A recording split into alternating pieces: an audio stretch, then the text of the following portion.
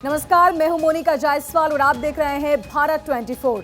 आपको बताएंगे आज पल पल की अपडेट। क्या है आज समीकरण, वो भी आपको बताएंगे। आपको बता दें कि गुजरात में आज दूसरे चरण का मतदान होना है। पहले ये मुकाबला बीजेपी और कांग्रेस के बीच होता आ रहा था, लेकिन इस बार चुनावी मैदान में आम आदमी पार्टी भी है और आम आदमी पार्टी अब चूंकि चुनावी मैदान में उतर आई है, तो अब देखना होगा कि क्या होगा समीकरण। और ये चुनाव बेहद दिलचस्प होने वाला है क्योंकि अब ये मुकाबला त्रिकोणीय हो चुका है। बात बीजेपी की करें तो बीजेपी ने एक के बाद एक ताबड़तोड़ प्रचार किए, तमाम सीएम उतरे, यहां तक कि प्रधानमंत्री मोदी भी ताबड़तोड़ वहां पर चुनाव प्रचार करते नजर आए। ज्यादातर रोड शो केजरीवाल ने किए। और वहीं कांग्रेस की बात करें तो कांग्रेस भारत जोड़ो यात्रा में ज्यादा व्यस्त रही। गुजरात में आज दूसरे चरण का मतदान होने वाला है और दूसरे चरण में कुल 93 सीटों पर वोटिंग होगी। वहीं इस चुनाव में 833 उम्मीदवार अपनी किस्मत आजमा रहे हैं। 14 जिलों में होने वाले इस मतदान में सीएम भूपेंद्र पटेल की घाट लोडिया सीट, पाटीदार नेता हार्दिक पटेल की विरमगाम सीट और अल्पेश की गांधीनगर दक्षिण सीट है। आपको बता दें कि पहले चरण का मतदान 1 दिसंबर को हुआ था, जबकि चुनावी नतीजे 8 दिसंबर को जारी कर दिए जाएंगे। तमाम पार्टियां अपनी जीत का दावा कर रही हैं। अब देखना यह होगा कि किसकी होगी जीत। आज तमाम नेता जिनके दिलों की धड़कन बढ़ चुकी है।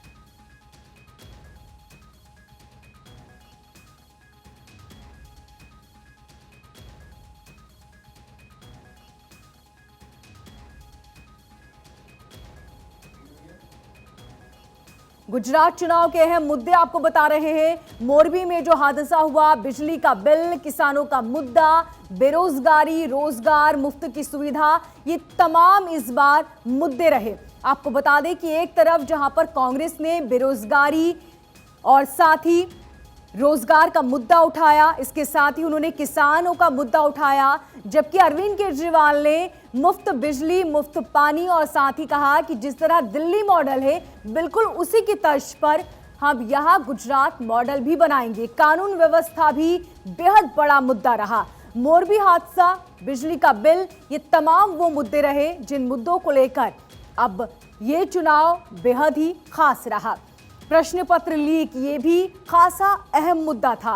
स्वास्थ्य सुविधाएं, बुनियादी शिक्षा, सरकारी नौकरी, ये तमाम वो मुद्दे जिन मुद्दों को लेकर तमाम पार्टियों ने दावे किए हैं। और अब जनता की अदालत में क्या फैसला होगा, ये देखने वाली बात होगी। और आपको बता दें कि अगर साल 2017 की बात करें तो 99 सीटें बीजेपी को मिली थी, 77 सीटें कांग्रेस को मिली थी। इस बार क्या होगा, ये देखने वाली बात होगी, क्योंकि चुनावी मैदान में इस बार त्रिकोणीय मुकाबला है। आपको बता दें कि बीजेपी इस चुनाव को लेकर जीत का दम भरती नजर आई। बीजेपी ने कहा कि अब तक जनता ने हम पर भरोसा जताया और हमें पूरा विश्वास है कि आने वाले वक्त में भी बीजेपी पर ही जनता भरोसा जताएगी। तो वहीं केजरीवाल ने भविष्यवाणी करते हुए कहा कि इस बार जीत हमारी होगी, क्योंकि पहले चरण का जो मतदान हुआ उसमें वोट प्रतिशत घटा है और इससे साफ है कि इस बार समीकरण में बदलाव होगा। जबकि कांग्रेस ने कहा कि देखने वाली बात होगी और यह फैसला जनता के हाथों में है कि आखिर किसकी होगी जीत, किसकी होगी हार। भारत 24 लगातार आपसे अपील कर रहा है, अपने मताधिकार का इस्तेमाल करें। साल 2002 की बात करें तो 49% वोट बीजेपी के खाते में गए थे। बीजेपी चाहती है कि 27 साल से वो इस बार गुजरात में जो अब तक कायम रही है, आने वाले वक्त में भी इसी तरह उसकी जीत होती रहे और वो अपनी कुर्सियां बचाकर चले।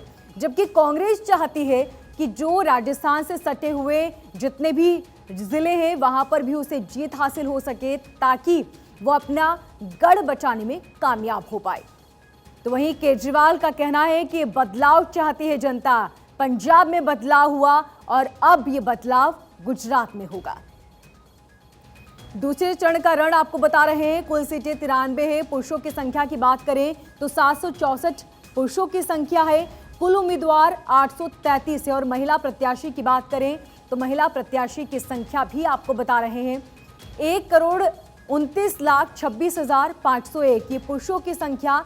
महिलाओं की बात करें तो 1,22,00,000 से ज्यादा महिलाओं की संख्या है। बात करें ट्रांसजेंडर की तो 894 ट्रांसजेंडर्स पर वोट करेंगे। फर्स्ट वोटर की बात करें तो 5 लाख से ज्यादा फर्स्ट वोटर इस बार होंगे।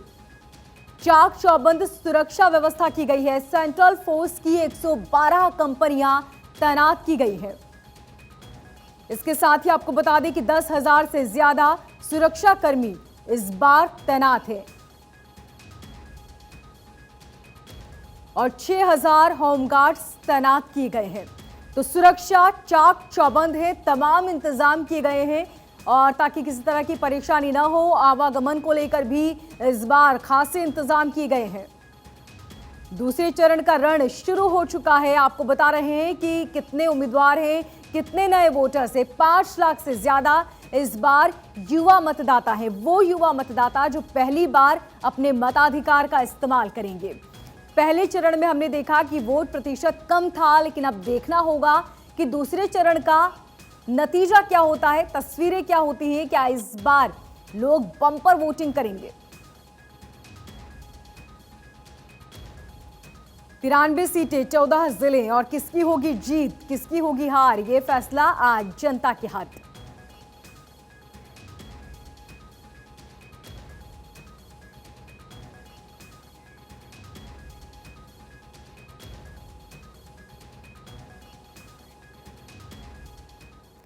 तो तमाम पार्टियां अपनी जीत के दावे कर रही हैं। अब आपको बताएंगे कि किसका मुकाबला किसके साथ है। एक एक कर आपको तस्वीरें भी दिखाएंगे और साथ ही आपको ये पल पल की अपडेट हम दे रहे हैं कि आने वाले वक्त में किस तरह की तस्वीरें होंगी। देखिए, हम आपको बता रहे हैं कि बीजेपी प्रत्याशी और कांग्रेस दोनों के बीच यहां पर हालोल में ये मुकाबला देखने को मिल रहा है। तमाम पार्टियां अपनी जीत के दावे कर रही हैं, लेकिन देखने वाली बात होगी कि किसकी जीत होगी और किसकी हार। ग्राफिक में आपको बता रहे हैं कि यहां पर जो मुकाबला है वो आपको दिखा रहे हैं बीजेपी और कांग्रेस की तरफ से। ये हम आपको बता रहे हैं सेकेंड फेज, यानी आज जो मतदान होगा। आपको बात करें खेड़ ब्रह्मा की तो अश्विन यहां पर बीजेपी की तरफ से, जबकि कांग्रेस की बात करें तो तुषार चौधरी यहां पर कांग्रेस की तरफ से इस चुनावी मैदान में है और दोनों के बीच ये कड़ा मुकाबला है। किसकी जीत होगी, किसकी हार, ये तय हो जाएगा। हार्दिक पटेल जिनका मुकाबला लखा भाई के साथ है, जो कि कांग्रेस नेता है। हार्दिक पटेल पहले कांग्रेस में थे, लेकिन हाल ही में उन्होंने कांग्रेस का दामन छोड़कर बीजेपी का हाथ थाम लिया है। अब आपको बता रहे हैं बड़गाम में, जहां पर बीजेपी और कांग्रेस के बीच जिग्नेश मेवाड़ी, ये मुकाबला जिग्नेश मेवाड़ी अपनी भाषा शैली के लिए जाने जाते हैं और तमाम वो कई बार खुले मंच से विपक्ष पर जमकर हमला बोलते हैं। उनकी भाषा शैली की वजह से ही उन्हें जाना जाता है। तो ये कड़ा मुकाबला देख रहे हैं हम आपको। गोधरा की बात करें तो यहां पर बीजेपी और कांग्रेस के बीच कड़ा मुकाबला देखने को मिल रहा है। अब देखना होगा कि आखिर क्या तस्वीरें होंगी, जनता आखिर किस पर अपना फैसला सुनाती है। पल पल की अपडेट अब तक पहुंचा रहे हैं। अब बात करते हैं धरात की, जहां पर शंकर चौधरी और गुलाब सिंह राजपूत दोनों के बीच कड़ा मुकाबला। शंकर बीजेपी की तरफ से है, जबकि गुलाब सिंह राजपूत कांग्रेस के उम्मीदवार हैं और दोनों इस बार चुनावी मैदान में। अब बात करेंगे आनंद की, जहां पर योगेश आर पटेल बीजेपी नेता और साथ ही कांग्रेस की तरफ से परमार हैं। अब देखना होगा कि दोनों के बीच ये कड़ा मुकाबला, किसकी जीत होगी, जनता आखिर किसके चेहरे पर मोहर लगाएगी। अब बात बयाड़ की करेंगे, जहां पर भीकी बेन परमार जो कि बीजेपी नेता हैं, बीजेपी उम्मीदवार, और कांग्रेस की तरफ से महेंद्र सिंह है। दोनों के बीच ये कड़ा मुकाबला और देखना होगा कि दोनों में से किसकी जीत होगी, किसकी हार। जेतुपुर की बात करें, जहां पर जयंती भाई बीजेपी नेता और सुखा भाई कांग्रेस की तरफ से है। अब देखना होगा कि किसकी जीत होगी। हालांकि आपको बता दें कि सुखराम भाई बार बार ये दावा कर रहे हैं कि जनता मुझे ही चुनेगी, जनता मुझ पर पूरा भरोसा करती है। निकोल की बात करें तो जगदीश विश्वकर्मा बीजेपी नेता और रंजीत कांग्रेस नेता है। दोनों के बीच कड़ा मुकाबला हो रहा है। दोनों में से किसकी जीत होगी ये जल्द तस्वीर साफ हो जाएगी। अल्पेश ठाकुर बीजेपी नेता और हिमांशु भाई पटेल कांग्रेस नेता, दोनों के बीच कड़ा मुकाबला। बिसनगढ़ से ऋषिकेश पटेल बीजेपी नेता और किरीट पटेल कांग्रेस नेता है। दोनों के बीच ये कड़ा मुकाबला है। सिद्धपुर की बात करें तो यहां पर बीजेपी और कांग्रेस के बीच कड़ा मुकाबला देखने को मिल रहा है। दोनों पार्टियां अपनी अपनी जीत का दावा कर रही हैं। एक तरफ बीजेपी है जिसका कहना है कि अब तक जनता भरोसा जताती आई है, आगे भी भरोसा जताएगी। वडोदरा सीट की बात करें, वडोदरा सिटी में मनीषा वकील जो कि बीजेपी नेता है, जबकि कांग्रेस की तरफ से परमार उतरे हैं और दोनों ही नेता अपनी अपनी जीत का दम भर रहे हैं। लेकिन जनता की अदालत में यह फैसला होगा और आज तमाम नेताओं के दिलों की धड़कन बढ़ चुकी होगी। कपड़वंज की बात करें तो यहां पर भी बीजेपी और कांग्रेस के बीच ही कड़ा मुकाबला देखने को मिल रहा है। तो तस्वीरें आपको दिखाएंगे जल्द किस तरीके से लोग आज अपने घरों से बाहर निकलकर अपने मताधिकार का इस्तेमाल कर रहे हैं। पहले फेज में भी लोगों ने बढ़ चढ़कर, और अब नजर डालते हैं वीआईपी वोटर्स पर। पीएम मोदी आज अहमदाबाद में अपने मताधिकार का इस्तेमाल करेंगे। गृह मंत्री अमित शाह आज नारायणपुरा में वोट करेंगे। भूपेंद्र पटेल जो कि सीएम है वो अहमदाबाद में अपने मताधिकार का इस्तेमाल करेंगे। पूर्व डिप्टी सीएम नितिन पटेल आज मेहसाना में अपने मताधिकार का इस्तेमाल करेंगे और परबत पटेल जो कि सांसद है वो आज अहमदाबाद में अपने मताधिकार का इस्तेमाल करने वाले हैं। तो तमाम पार्टियां चुनावी मैदान में और तमाम पार्टियां अपनी अपनी जीत का दावा कर रही हैं, लेकिन फैसला क्या होगा ये तो जनता तय करेगी।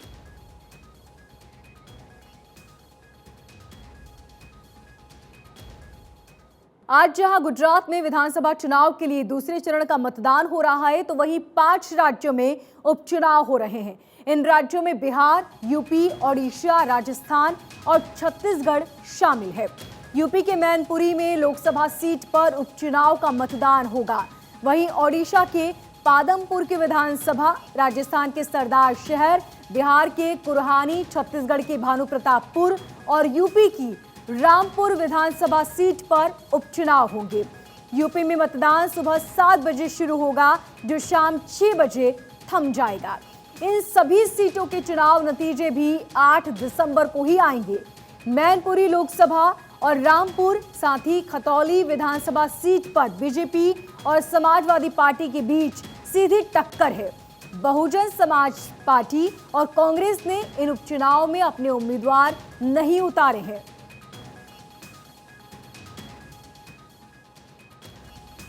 ये बड़ी जानकारी अब तक पहुंचा रहे हैं। एक तरफ जहां गुजरात में विधानसभा चुनाव है तो दूसरी तरफ यहां उपचुनाव होने हैं। यूपी के मैनपुरी में लोकसभा सीट पर उपचुनाव होगा।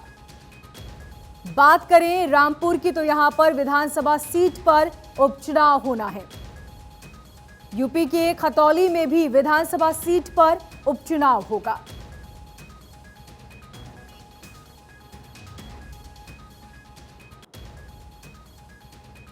तो इन राज्यों में जिसमें बिहार, यूपी, ओडिशा है, अब डिंपल यादव जो कि मैनपुरी लोकसभा सीट से समाजवादी पार्टी की उम्मीदवार है।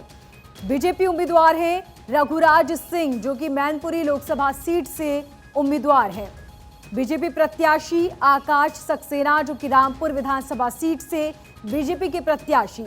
समाजवादी पार्टी के प्रत्याशी असीम रजा जो कि रामपुर विधानसभा सीट से हैं। खतौली विधानसभा सीट से राजकुमारी जो कि बीजेपी प्रत्याशी हैं चुनावी मैदान में।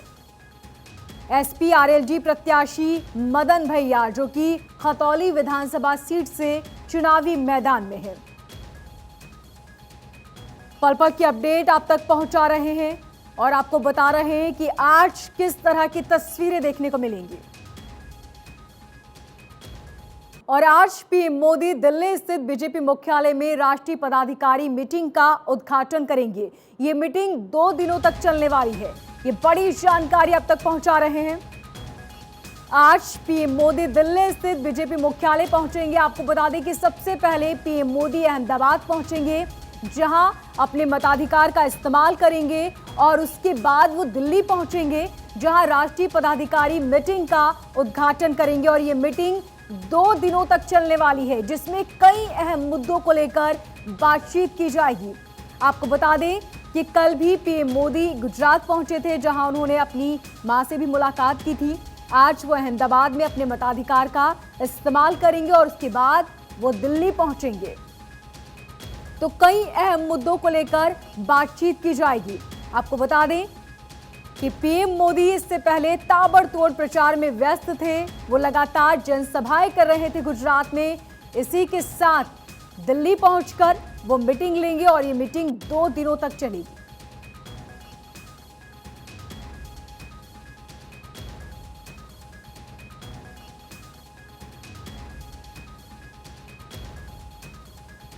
तो वहीं आज पश्चिम बंगाल की मुख्यमंत्री ममता बनर्जी पीएम मोदी से मुलाकात कर सकती हैं। आपको बता दें कि पीएम मोदी ने G20 शिखर सम्मेलन की मेजबानी को लेकर तमाम मुख्यमंत्रियों को बैठक के लिए बुलाया। ये बैठक आज होनी है, लेकिन ममता बनर्जी इस मीटिंग से अलग पीएम मोदी से मुलाकात कर सकती हैं। ये बड़ी और अहम जानकारी अब तक पहुंचा रहे हैं। आज पश्चिम बंगाल की मुख्यमंत्री ममता बनर्जी पीएम मोदी से मुलाकात कर सकती है। G20 शिखर सम्मेलन की मेजबानी को लेकर तमाम मुख्यमंत्रियों को बैठक के लिए बुलाया गया है।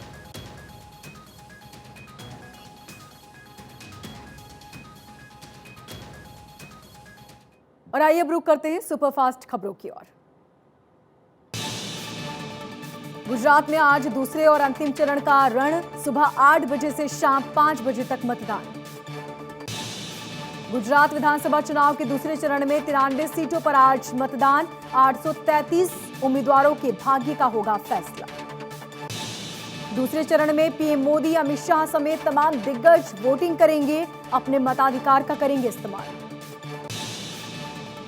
आज 93 सीटों पर मैदान में बीजेपी और आम आदमी पार्टी के प्रत्याशी। कांग्रेस ने 90 प्रत्याशियों को चुनावी मैदान में उतारा। दूसरे चरण में पहली बार जुड़ेंगे 5 लाख से ज्यादा युवा वोटर्स। 660 एनआरआई मतदाता भी वोट करेंगे। भारतीय निर्वाचन आयोग की वोटर्स से अपील, गुजरात में घरों से बाहर निकलें, अपने मताधिकार का इस्तेमाल करें। गुजरात में दूसरे चरण में सुरक्षा के पुख्ता इंतजाम। संवेदनशील बूथों पर हर घंटे अधिकारी राउंड करेंगे। जगह जगह जवानों की तैनाती भी। 1 लोकसभा समेत 6 विधानसभा सीटों पर उपचुनाव आज। ओडिशा, छत्तीसगढ़, राजस्थान, बिहार, यूपी में उपचुनाव। सुबह 7 बजे से शाम 6 बजे तक मतदान होगा। यूपी उपचुनाव में 24.43 लाख वोटर्स वोट डालेंगे। यूपी में लोकसभा सीटों पर उपचुनाव। रामपुर और खतौली में उपचुनाव होगा। 8 दिसंबर को नतीजे आएंगे।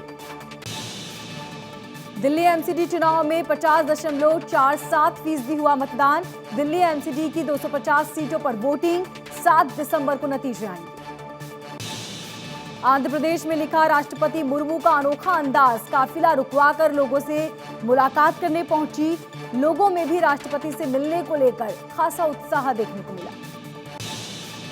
बीजेपी के राष्ट्रीय अध्यक्ष जेपी नड्डा की अध्यक्षता में पार्टी कार्यालय में मंत्रियों की बैठक में संगठन महामंत्री बीएस संतोष समेत कई अधिकारियों ने हिस्सा लिया। आंध्र प्रदेश के मुख्यमंत्री जगन मोहन रेड्डी शादी समारोह में शामिल हुए, जहां निजी सहायक की बेटी की शादी में उन्होंने शिरकत की। गोरखपुर में सीएम योगी के दौरे का दूसरा दिन। गोरखपुर में जनता दरबार का भी कार्यक्रम। विधानसभा सत्र में हिस्सा लेंगे। सिंगापुर में आज होगा लालू प्रसाद का किडनी ट्रांसप्लांट। डॉक्टरों की टीम ने सर्जरी टेस्ट किया। लेक सिटी उदयपुर में G20 देशों की शेरपा की बैठक का दूसरा दिन। बैठक में कई अहम मुद्दों को लेकर बातचीत। सूत्रों के हवाले से बड़ी जानकारी। बिहार और तमिलनाडु कांग्रेस को जल्द मिलेगा नया अध्यक्ष। तेलंगाना में संगठन में हो सकता है फेरबदल। चिराग पासवान कानून व्यवस्था को लेकर आज निकालेंगे बिहार बचाओ पदयात्रा। बिहार में बढ़ते क्राइम ग्राफ को देखते हुए पदयात्रा करेंगे। जबरन धर्मांतरण मामले में सुप्रीम कोर्ट आज करेगा सुनवाई। पिछली सुनवाई में सुप्रीम कोर्ट ने केंद्र सरकार से राज्यों से जानकारी लेकर हलफनामा दायर करने को कहा। जबरन धर्मांतरण के खिलाफ स्वामी जितेनानंद सरस्वती ने दायर की अर्जी। सुप्रीम कोर्ट आज कर सकता है सुनवाई। ज्ञानव्यापी श्रृंगार गौरी केस में आज फिर होगी सुनवाई। पूजा करने के अधिकार पर कोर्ट सुनाएगा फैसला। ताजमहल निर्माण से जुड़े तथ्य हटाने की मांग को लेकर दायर जनहित याचिका पर सुप्रीम कोर्ट में आज सुनवाई। अयोग्यता की अवधि को घटाने वाली याचिका पर सुनवाई आज। चुनाव आयोग की शक्ति को चुनौती देने वाली याचिका पर सुप्रीम कोर्ट करेगा फैसला। जीआरसी संशोधन विधेयक 2022 मामले में सुप्रीम कोर्ट में आज सुनवाई। विधेयक को एलजी की मंजूरी न मिलने के खिलाफ दिल्ली सरकार सुप्रीम कोर्ट पहुंची। ग्राम न्यायालय बनाने में देरी होने के मामले में सुप्रीम कोर्ट करेगा सुनवाई। पिछली सुनवाई में सुप्रीम कोर्ट ने सभी उच्च न्यायालयों के रजिस्ट्रार जनरल को नोटिस जारी कर मांगा था जवाब। दिल्ली में अफसरों के ट्रांसफर और पोस्टिंग के मामले में सुप्रीम कोर्ट आज करेगा सुनवाई। दिल्ली नगर निगम चुनाव में कैश फॉर टिकट मामले में सुनवाई आज। आरोपी प्रिंस की जमानत याचिका पर दिल्ली की कोर्ट में सुनवाई। यूपी के रामपुर में सपा उम्मीदवार आसिम राजा को पुलिस ने हिरासत में लिया। रामपुर में एसपी ऑफिस के बाहर धरने पर बैठे थे सपा प्रत्याशी। कर्नाटक में शादी का खाना खाने से 20 से ज्यादा लोगों की अचानक तबीयत बिगड़ी। उल्टी और फूड पॉइजनिंग की शिकायत के बाद सभी को अस्पताल में किया भर्ती। पटना में 15 कुख्यात कैदियों का ट्रांसफर किया गया। जेल की सुरक्षा को लेकर कैदियों को दूसरी जगह भेजा गया। न्यूजीलैंड में राष्ट्रमंडल चैंपियनशिप का आयोजन। तमिलनाडु की अमृता ने जीते 5 स्वर्ण और 1 रजत पदक। बिहार में रहने वाली गनौरी पासवान का कारनामा। 8 सालों में पासवान ने 1500 फीट ऊंची पहाड़ पर सीढ़ी बनाई। श्रद्धालुओं का मंदिर जाना आसान हुआ। चीन में फिर डराने लगा कोरोना। कोविड-19 से 2 लोगों की मौत। पाबंदियों में दी गई ढील। राजधानी में एक बार फिर बढ़ने लगा प्रदूषण। बढ़ते प्रदूषण की वजह से ग्रेप 3 लागू। नवंबर में दिल्ली को प्रदूषण से मिलेगी राहत। बिहार के कटिहार में एक घर में लगी आग। घर में रखा सारा सामान जलकर राख। ग्रामीणों ने कड़ी मशक्कत के बाद आग पर काबू पाया। यूपी के आगरा लखनऊ एक्सप्रेसवे पर हादसा। 2 लोगों की मौत, 2 लोग गंभीर रूप से घायल। हैदराबाद में हुआ भीषण सड़क हादसा। एक ही परिवार के 3 लोगों की मौत। NH 44 पर हुआ हादसा।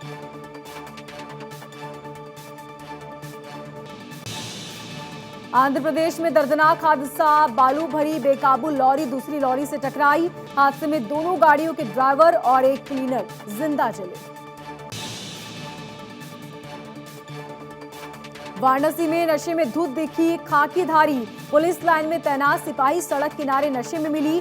छुट्टी न मिलने पर शराब पीने की बात कही। यूपी में शादी समारोह से लौट रहे पत्रकार और कैमरामैन को दबंगों ने जमकर पीटा। मामूली कहासुनी के बाद लाठी डंडों से पीटा। ग्वालियर में घर के बाहर बैडमिंटन खेल रही नाबालिग पर जानलेवा हमला। बाइक सवार बदमाशों ने अचानक हमला किया। वारदात सीसीटीवी में कैद।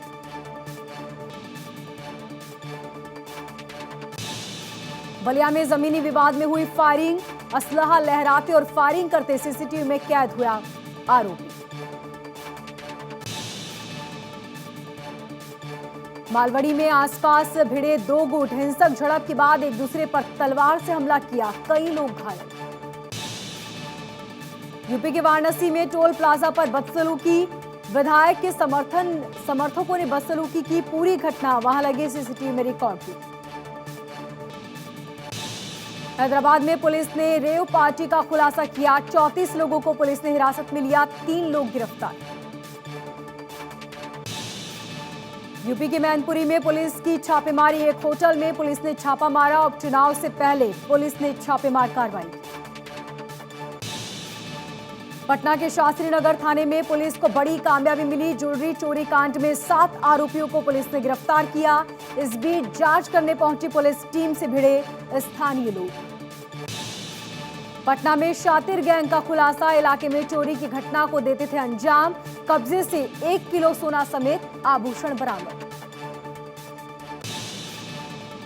अभिनेता राणा ने शेयर किया वीडियो। इंडिगो में सबसे खराब अनुभव शेयर किया। समय से सामान नहीं मिलने पर नाराजगी भी जताई।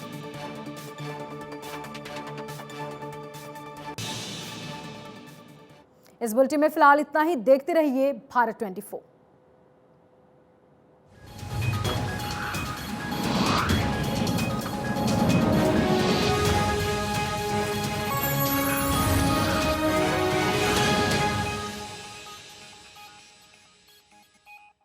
प्रायोजक हैं दिव्यास्त्र अगरबत्ती। प्रार्थना दिल से।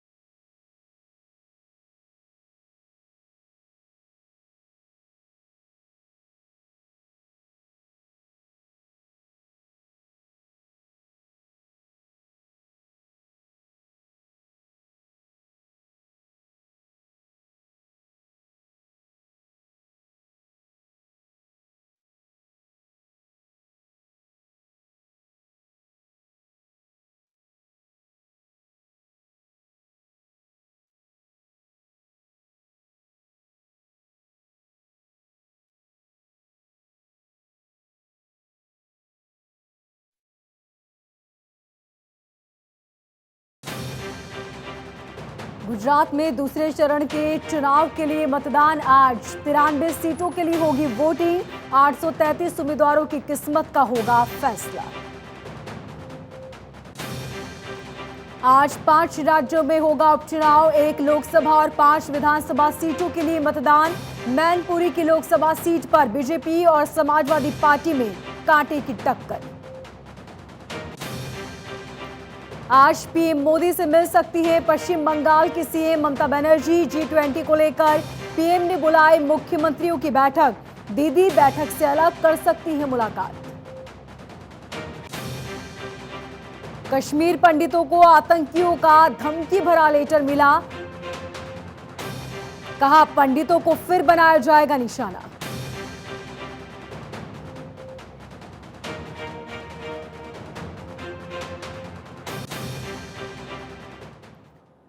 नमस्कार, मैं हूं मोनिका जायसवाल और आप देख रहे हैं भारत 24। राष्ट्रीय राजधानी दिल्ली में ठंड की दस्तक के साथ साथ वायु प्रदूषण फिर से बढ़ने लगा है।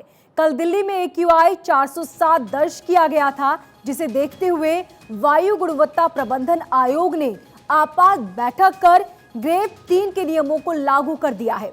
CAQM द्वारा लगाए गए GRAP के 3 प्रतिबंधों के अंतर्गत अब दिल्ली के सभी निर्माण कार्यों पर रोक लगा दी जाएगी। इसके अलावा किसी भी तरह के तोड़फोड़ पर भी रोक रहेगी, साथ ही खनन पर भी रोक लगाई जाएगी।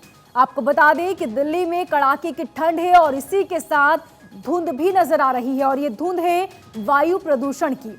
दीपावली के बाद से ये प्रदूषण बढ़ता ही जा रहा है और ये प्रदूषण अब कम होने का नाम नहीं ले रहा, जिसकी वजह से लोगों को सांस लेने में काफी दिक्कतें हो रही हैं। इतना ही नहीं, जिन लोगों को सांस की समस्या है उन लोगों के लिए ये हवा जहर से कम नहीं।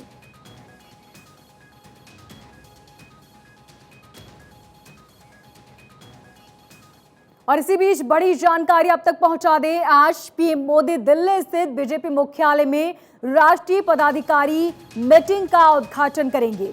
ये मीटिंग 2 दिनों तक चलेगी, जिसमें कई अहम मुद्दों को लेकर बातचीत की जाएगी।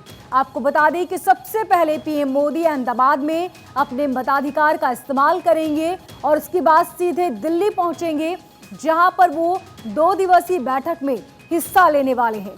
इस 2 दिवसीय बैठक में कई अहम मुद्दों को लेकर बातचीत की जाएगी और आपको बता दें कि दिल्ली स्थित बीजेपी मुख्यालय में ये मीटिंग होनी है, जिसमें कई मुद्दों को लेकर होगी बातचीत।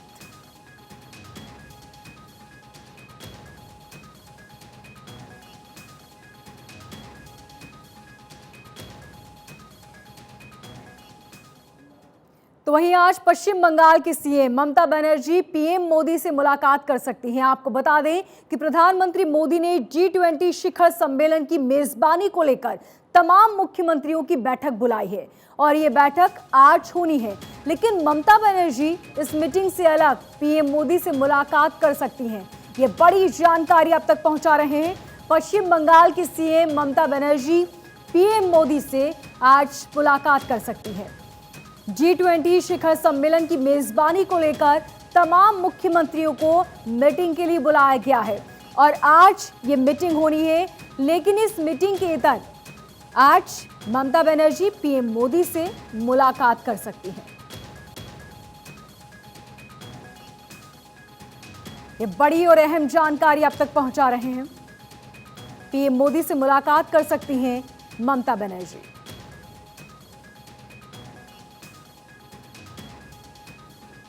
उत्तराखंड के पूर्व मुख्यमंत्री और कांग्रेस के वरिष्ठ नेता हरीश रावत ने POK को लेकर एक बड़ा बयान दिया। उन्होंने PM मोदी से कहा कि इस वक्त पाकिस्तान काफी कमजोर है और POK लेने का इससे सही वक्त नहीं हो सकता। रावत ने कहा कि POK को छुड़ाना हमारा कर्तव्य है।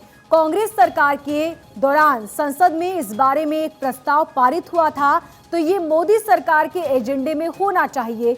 हमें POK को सही सलामत ले लेना चाहिए और ये वक्त इसके लिए बहुत अच्छा है, क्योंकि अभी पाकिस्तान कमजोर है। जो ऑक्यूपाइड कश्मीर है, जिस पर अवैध कब्जा है पाकिस्तान का, उसको छुड़ाना हमारा दायित्व है और हमारी संसद ने वो प्रस्ताव पास किया है। कांग्रेस की गवर्नमेंट में सर्वसम्मति से वो प्रस्ताव पास हुआ है और हम समझते हैं कि मोदी जी की सरकार के भी एजेंडे में ये काम होना चाहिए। ये केवल बातों से नहीं होना चाहिए। इसको इस समय पाकिस्तान बहुत कमजोर हालत में है। ये समय है जब हम पाकिस्तान से ऑक्यूपाइड कश्मीर को ले सकते हैं। तो वहीं गुजरात में आज दूसरे चरण का मतदान होने वाला है। दूसरे चरण में कुल 93 सीटों पर वोटिंग होगी और वहीं इस चुनाव में 833 उम्मीदवार अपनी किस्मत आजमा रहे हैं। 14 जिलों में होने वाले इस मतदान में CM भूपेंद्र पटेल घाट लोडिया सीट पर, तो वहीं पाटीदार नेता हार्दिक पटेल बेरमगाम सीट पर, अल्पेश गांधीनगर सीट पर आज वोट करेंगे। आपको बता दें कि पहले चरण का मतदान 1 दिसंबर को हुआ था और इसके नतीजे 8 दिसंबर को आएंगे। तमाम पार्टियां अपनी अपनी जीत का दावा कर रही हैं। चुनावी मैदान में बीजेपी, कांग्रेस और आम आदमी पार्टी है, लेकिन सीधी टक्कर आपको बता दें कि बीजेपी और आम आदमी पार्टी के बीच देखने को मिल रही है। बिरमगाम सीट से प्रत्याशी है हार्दिक पटेल और आज आखिरी लड़ाई। आज सभी वोटर्स अपने मताधिकार का इस्तेमाल करेंगे और इसके नतीजे 8 दिसंबर को आएंगे। आपको बता दें कि एक तरफ जहां पर अपनी जीत को लेकर बीजेपी आश्वस्त है, तो वहीं आम आदमी पार्टी ने अपनी जीत की घोषणा कर दी है। लिखित में उन्होंने इस बात की जानकारी दी। और वीवीआईपी वोटर्स आपको बता दें, पीएम मोदी आज अहमदाबाद में अपने मताधिकार का इस्तेमाल करेंगे। अमित शाह नारायणपुर में मताधिकार का इस्तेमाल करेंगे। अहमदाबाद में सीएम भूपेंद्र पटेल, तो वहीं पूर्व डिप्टी सीएम नितिन पटेल आज मेहसाना में अपने मताधिकार का इस्तेमाल करेंगे। अहमदाबाद में वोट करेंगे परबत पटेल, तो वहीं सांसद हसमुख पटेल आज अहमदाबाद में अपने मताधिकार का इस्तेमाल करेंगे। केंद्रीय मंत्री देवू सिंह आज खेड़ा में अपने मताधिकार का इस्तेमाल करेंगे और वडोदरा में सांसद रजनबेन आज वोट करेंगी। तो ये वीवीआईपी वोटर्स हम आपको बता रहे हैं जो आज अपने मताधिकार का इस्तेमाल करेंगे।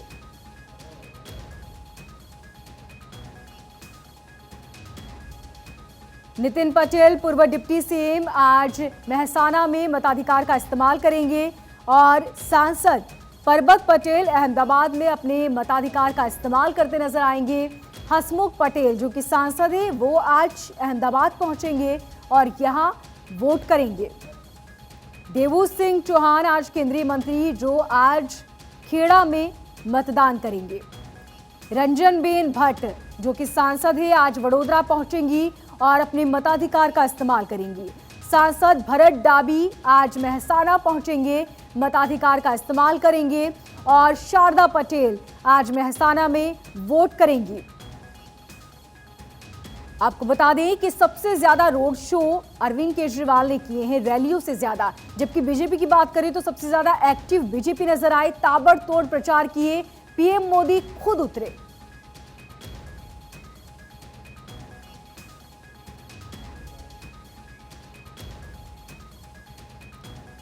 और अब आपको बताएंगे कि हमारे पास तमाम संवाददाता है जो कि आज पल पल की अपडेट आप तक पहुंचाएंगे। आपको एक एक कर बता रहे हैं। हमारे साथ नाजीम है, मानसिंह है, सिद्धपुर से हमारे साथ हमारे संवाददाता हैं, जमीला हमारे साथ बनी हुई है जो हमें पल पल की अपडेट पहुंचाएंगी। साथ ही हमारे साथ है परेश दोषी जो कि आज हमारे साथ एक एक की आपको बताएंगी किस तरह की तस्वीरें हैं। मनीष शाह, दीपक मौलिक हमारे साथ वडोदरा से जुड़ेंगे और हमारे साथ जुड़ेंगे किशन सिंह राठौर जो पल पल की अपडेट आज आप तक पहुंचाएंगे, बताएंगे कि किस तरह जनता में उत्साह है, किस तरह की तैयारियां की जा रही हैं और साथ ही ये भी बताएंगे कि समीकरण क्या बन रहे हैं। क्योंकि एक तरफ बीजेपी है जिसने ताबड़तोड़ प्रचार किया, सबसे ज्यादा एक्टिव नजर आई बीजेपी जिसने कई रैलियां की, पीएम मोदी खुद उतरे। अरविंद केजरीवाल ने न सिर्फ रोड शो किया बल्कि अपनी जीत की भविष्यवाणी कर दी। तो कांग्रेस भारत जोड़ो यात्रा में व्यस्त रही। राहुल गांधी उस वक्त मध्य प्रदेश और महाराष्ट्र में थे, लगातार भारत जोड़ो यात्रा से जुड़े। जबकि पिछली बार की बात करें तो राहुल गांधी ने ताबड़तोड़ प्रचार किया था और मंदिरों में दर्शन भी किए थे। इस बार क्या है और इसके मायने क्या है ये भी आपको बताएंगे। दूसरे चरण का रण शुरू हो चुका है। 93 कुल सीटें हैं, कुल उम्मीदवार 833। 27 सालों से बीजेपी गुजरात में काबिज है और अपने इसी जीत को वो कायम रखना चाहती है। कांग्रेस चाहती है कि अपना खोया जनाधार वो वापस हासिल कर ले। तो वहीं अब आम आदमी पार्टी चाहती है कि किस तरह जनता बदलाव